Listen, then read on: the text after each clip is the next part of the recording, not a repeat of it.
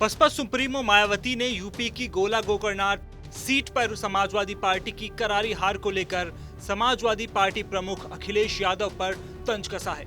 मायावती ने सोमवार को कहा कि अब सपा अपनी हार के लिए कौन सा नया बहाना बनाएगी। मायावती ने लगातार 2 ट्वीट के जरिए कहा कि उत्तर प्रदेश के खीरी का गोला गोकर्णनाथ विधानसभा उपचुनाव भाजपा की जीत से ज्यादा सपा की 34,298 वोटों से करारी हार के लिए काफी चर्चाओं में है। बसपा जब अधिकांशतः उपचुनाव नहीं लड़ती है और यहां भी चुनावी मैदान में नहीं थी, तो अब सपा अपनी इस हार के लिए कौन सा नया बहाना बनाएगी।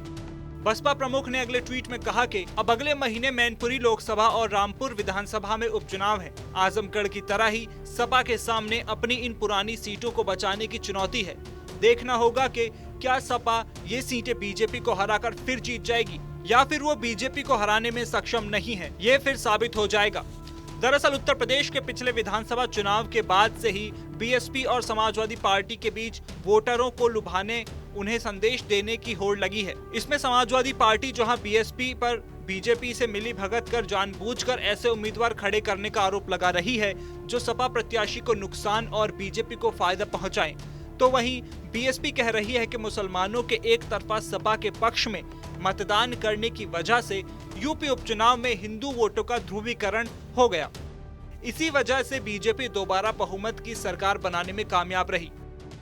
इसी साल जून में आजमगढ़ संसदीय सीट पर हुए उपचुनाव में समाजवादी पार्टी की हार के बाद भी अखिलेश यादव ने अपनी पार्टी की हार के लिए खासतौर पर बीएसपी को जिम्मेदार ठहराया था। अखिलेश यादव ने आरोप लगाया था कि बसपा जानबूझकर ऐसे प्रत्याशी खड़े करती है जिससे सपा के वोट बट जाएं और बीजेपी को फायदा हो। बता दें कि बसपा ने आजमगढ़ लोकसभा उपचुनाव में शाह आलम उर्फ गुड्डू जमाली को मैदान में उतारा था।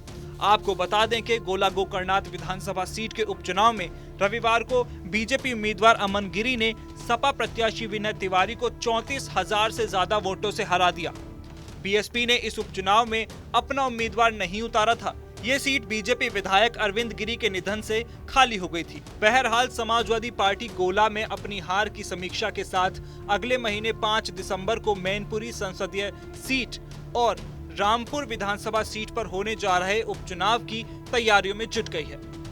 आपको ये भी बता दें, समाजवादी पार्टी के संरक्षक मुलायम सिंह यादव के निधन के बाद मैनपुरी में लोकसभा जबकि रामपुर में आजम खान की विधायकी रद्द किए जाने के बाद वहां हो रहे विधानसभा सीट पर हो रहे उपचुनाव को लेकर मायावती ने समाजवादी पार्टी के भविष्य के प्रदर्शन पर सवाल खड़े कर दिए हैं।